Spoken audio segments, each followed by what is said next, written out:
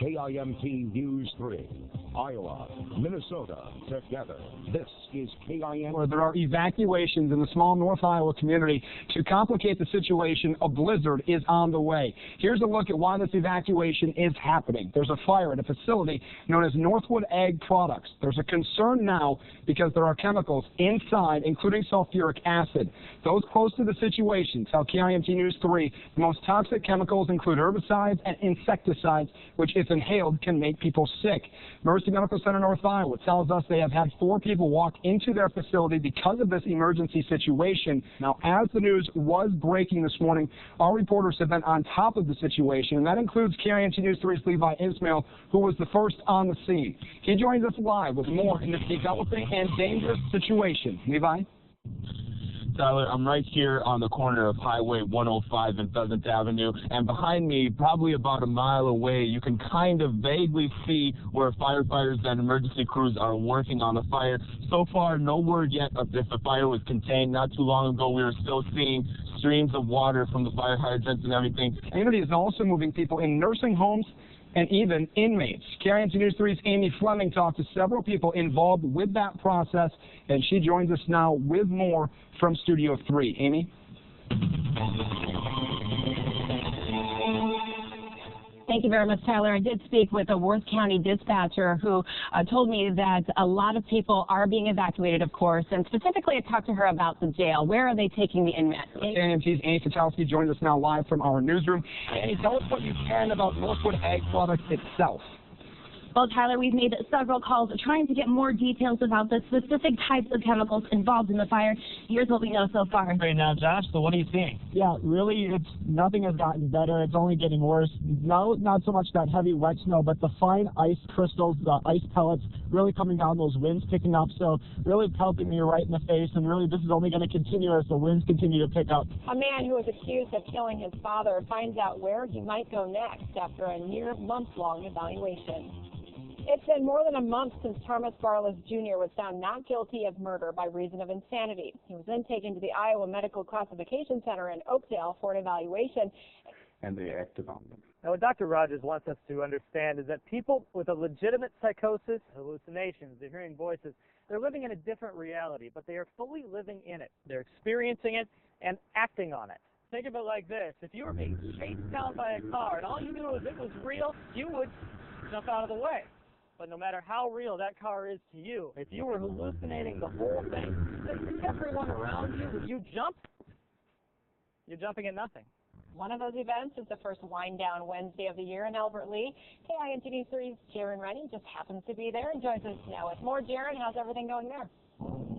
Yeah, I don't know, Matt and Amy. If you look up a perfect summer day, I think the picture would look a lot like this. How about you, Susie? I think it's awesome. Isn't it beautiful? Blue skies with little clouds. It's a wonderful day today. Your address, shopping history, credit card information, and more. To the average consumer, this set of randomly generated numbers is a simple and convenient way to make a payment.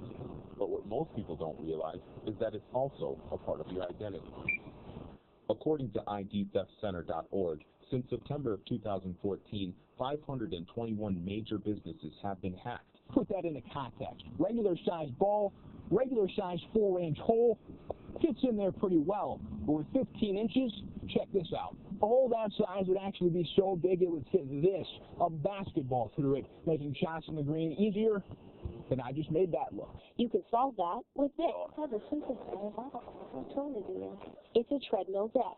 But you don't have to get one of these. Just make a point to move around 10 minutes every hour you're sitting. Even if you can't break away from your desk, if you're just up, maybe flipping through some documents, taking your phone calls while standing, all of that's going to help offset that sitting time. By Common Core. Here's an example of a math assessment. Previously, students would have been asked to solve at least 12 addition, subtraction, and multiplication problems. Now, they're being asked to use those skills and use them toward a real-life situation. It's the new norm as you head into prom. You're first asked to wait in line. And after that, you're still not in yet. Finally, you're asked and required to undergo a breathalyzer test. While organizers can make sure there's no alcohol at prom, there can't be breathalyzers everywhere. Fire causes heavy damage to part of a business that just went through a remodel and expansion months ago. That early morning fire shut down one of Mason City's busiest streets and cut power to an entire block. Now fire crews are searching for answers about what caused those flames. We're told a number of motorcycles were found inside the Harley-Davidson body shop, making the total loss much more than just numbers today. What you see behind me here is what's left of the Mason City Harley-Davidson body shop. Now, the people I spoke with today described the scene as controlled chaos. Mason City firefighters were asked to battle through the conditions in order to make sure that the fire did not spread to any of the other buildings that you see around me here and cause any more damage. That affects you. As you can see, we have reporters stationed throughout our area, from Rochester, where a local sheriff's race is expected to be close, to Albert Lee, where a state house race is seeing a lot of outside money being spent. And to Mason City, where a state senate race is getting a lot of attention beyond Iowa, between Joni Ernst and Bruce Braley. Many believe the winner of this race could tip the balance in favor of their party in the Senate. Multiple polls have shown the race neck and neck, while others show Ernst with a lead. Moving to an Iowa state Senate race in District 27, challenger Sean Dietz is looking to take Amanda Reagan's seat. For more on this, KINT News 3's Tyler Mickelson is live in Mason City, standing by with incumbent Amanda Reagan. Amy, since 2003, Amanda Reagan has represented District 27, which includes Cerro Gordo, Butler, and Franklin counties. However, this year she could face her toughest challenge yet against Republican Sean Dietz. However, right now I am joined with the incumbent Democratic State Senator Amanda Reagan. Amanda, what are your thoughts on the campaign so far this year? One local candidate was on the trail all day today, and we're catching up with her. KINT News 3's Allie Cruz is live in Osage at the Democratic headquarters with a look. Allie? Well, that's right. I'm here with Democratic candidate Laura Hubka. She is running for the District 51 seat against Representative Josh Burns, and she has been busy throughout the entire campaign election, and you were very busy today. Talk a little bit about what you did. Followed by a partially deflated soccer ball. And then finally, the real deal. But soccer is just our kickoff point. There are two sides to every issue, and lawmakers believe that the key to this year will be to find a compromise and meet in the middle. Strong storm systems blew through our area today. Take a look at video of a tornado just south of Buffalo Center that was sent in to us by a viewer. Nearly half a dozen tornado warnings were issued for North Iowa and southern Minnesota today. Amy, just inside the room behind me, school leaders are hearing from the public one last time before they're expected to make their vote on the new calendar. A little side note, they moved it to the gym here at Brookside to allow for more people. For me, that would be about 27 minutes.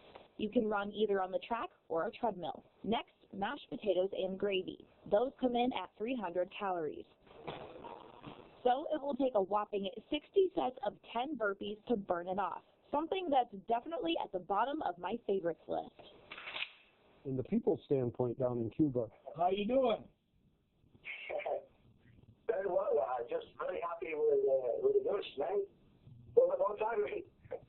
Yeah, it's about time. That's right. It's only been a matter of days since David Nelson and Larry Alvey of Albert Lee returned to the U.S. from a visit to Cuba.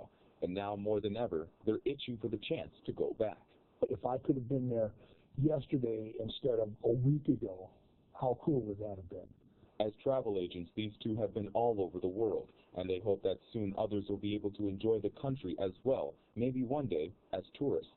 Issue that will be happening this year will be the determination of new representatives and senators. As it is an election year, many people were worried that this election year and the shorter session meant that not as much is going to be accomplished. Where fans of all ages can have a blast. Now, even though Ryan Shaver and I were technically working today, we still found time to be a little bit of a fan.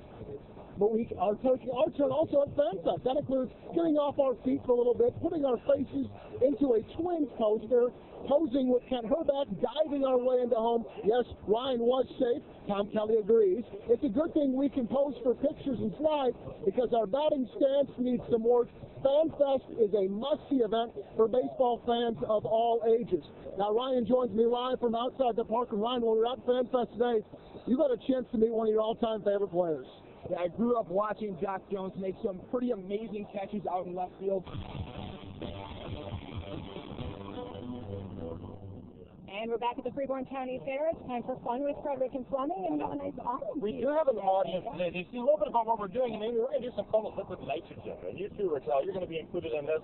Liquid nitrogen is about 327 degrees below zero, so obviously it's extremely cold, and you wouldn't want to touch it. And we have in the bowl, we have some graham crackers. So I'm going to fill this dish up here really quickly. And, Amy, this is going to sound really kind of intimidating and scary. Okay. Sorry, making you a little bit nervous. I am. But what we're going to do is we're actually going to take these graham crackers out and we're going to try them. We're going to eat them. You're going to eat them. Now, the key is chew quickly. And kids, don't try this one at home. She is a trained professional. No. So here you go. Take it, pop it in your mouth, and chew quickly. Oh, awful. You're breathing smoke, Amy. KMT News 3, Sarah Danik and Ryan Shaver are on Red Bright, and they're getting ready to head out for day 2 for them on the road. Today, the route takes riders from Forest City to Mason City, and luckily for them, it is the shortest day on the ride. Well, they traveled more than 80 miles yesterday. Sarah and Ryan, along with the rest of the 20,000 or so bikers, will be traveling 38 miles today. They join us now live from Forest City with more. Good morning, you two. Good morning, Tyler and Colleen. Now, yes, we are very happy to hear today is the shortest day. I think our ride strategy is that we are just going to take it nice and easy, enjoy the sights and sounds. We are watching out for some storms tonight. I tell you what, it's a big night. High school football is back. College football kicked off last night. Everybody's really excited about it. We got a lot of games to look forward to tomorrow. Oh, my God. Ladies and gentlemen, this is live television right here. Let's just give this guy a little toss. KIMT News 2's Sarah Danik sat down with him today and talked with him about the crisis at the border and a possible presidential bid in 2016. For the 4th time in 8 months, Texas Governor Rick Perry is in Iowa. It's a terrible signal to send to these families. Come on, send your kids on up here and they can come into American state because that's not correct. And during this Sunday lunch with local veterans and law enforcement members, he is speaking about an issue he is well versed in. Parents have sent their children on this long 1,500 to 1,800 mile trip, or they're being forced or feel like they're being forced to go on this long trip with the hope. This week, KIMT News 3's Annie Satowski takes us to Newman Elementary. I'm at Newman Elementary in Mason City to honor a teacher who treats each one of her students like family. Congratulations to Vicki Reese. She is this week's Golden Apple Award winner. And that's what first grade teacher Vicki Reese wants all her students to feel each day in her classroom. A local pregnancy center is excited to announce they're getting a new piece of equipment, but first they need some pregnant volunteers to make sure it's used properly. Caring Pregnancy Center in Mason City will be getting a 3D ultrasound soon. For 9 minutes, and the statement his attorney says provides a glimpse into his mental condition. Triurayu, Vayu, Kwayu, Mayu, Rayu, Tayu, Sayu, Mayu, Sayu, Tayu, Mayu, Rayu. In accordance to PBV 0168431617928345678911011. Obviously, I don't understand what he was saying. I'm not sure anybody really understood. He was chanting. Lucky enough to be joined with Ernest the Cat Miller, sitting in with us this morning. Ernest, thank you for coming in today. Hey, man, thanks for having me. Man, I look good. Look at that. I tell you, early in the morning, I still look good. That's what I was wondering. I don't know how you get, it's a lot of hard work. Is it? Looking it's pretty. You take the glasses off so people see the beautiful eyes. Shaping up to be a wild race, the North Iowa Conference title. And don't sleep on a newcomer to the league, Garrigan. Their lone league lost this season at Lake Mills by 20. Let's bring in Ryan Shaver for our first conference spotlight segment of the winner, the NIC Boys. AJ, not only does tonight's matchup feature 2 teams in conference title contention, we also get a look at 2 of the most prolific scorers in the league. For Forest City, it's Eric Erdman, 25.3 points per game, while Tyler Schnurr leads the Golden Bears with 18 tonight. Remember the Indians coming off their biggest win of the season against West Hancock Tuesday. How about this for a start? Right off the tip, Eric Erdman was the move of the night.